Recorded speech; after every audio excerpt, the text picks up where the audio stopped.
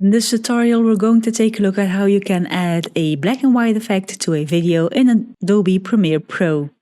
So in Adobe Premiere Pro, you actually have two options. I can select my video here and then go to Lumetri Color to the right, which if it isn't visible, you can go to Window and then choose Lumetri Color there. And then in Lumetri Color, we can tweak the saturation, because if we put it all the way to 0, our picture or our video is then the basic black and white, and we can tweak the exposure and the contrast if we want to.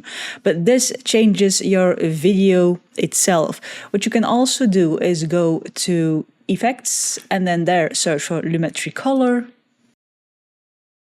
And this Lumetri Color, you can add the effect to this video here, or you can add a adjustment layer to add the effect to. So to do that, I'm going to go to my project, and then here I'm going to click this new item button and then choose to make an adjustment layer, the same width and height as my current project. And then just drag that adjustment layer on top of the video you want to tweak, and then there you can add your effect on top of this one. And then the effect controls window. Now we have the Lumetri Color here also. You can then go to the basic correction, basically the same as here, and tweak your saturation, put it all the way to 0. As you can see, the same happens here.